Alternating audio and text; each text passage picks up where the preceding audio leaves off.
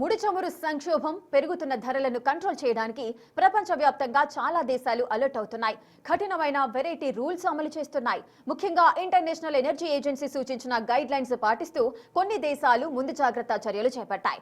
Private వాహనదారులకు ఇంధన సరఫరాను పరిమితం చేస్తూ క్యూఆర్ కోడ్ ఆధారిత రేషనింగ్ విధానాన్ని శ్రీలంక అమలు చేస్తోంది. దీని ప్రకారం వారానికి కేవలం 15 లీటర్ల పెట్రోల్ మాత్రమే దొరుకుతోంది. అటు ఇంధనం ఆదా చేయడానికి పాకిస్తాన్ ప్రభుత్వ ఉద్యోగులకు వారానికి 4 రోజుల పని దినాలను ప్రకటించింది.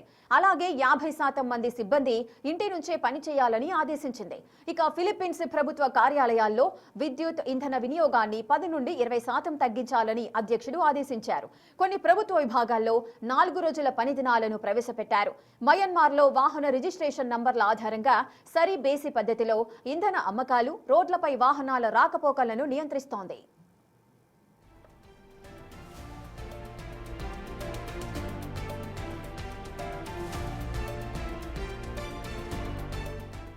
ఇక యూరప్ దేశాల విషయానికి వస్తే అక్కడ ఫ్యూయల్ రేషనింగ్ ను ప్రవేశపెట్టిన మొదటి దేశం స్లోవేనియా.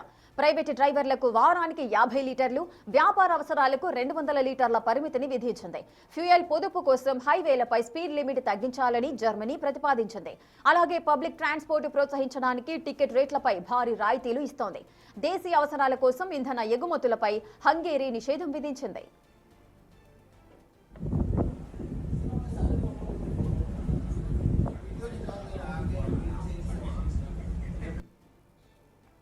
ఇక భారత్లో గృహ వినియోగదారులకు ప్రాధాన్యత ఇస్తూ వాణిజ్య అవసరాల కోసం వాడే సిలిండర్ల సరఫరాను తగ్గించింది.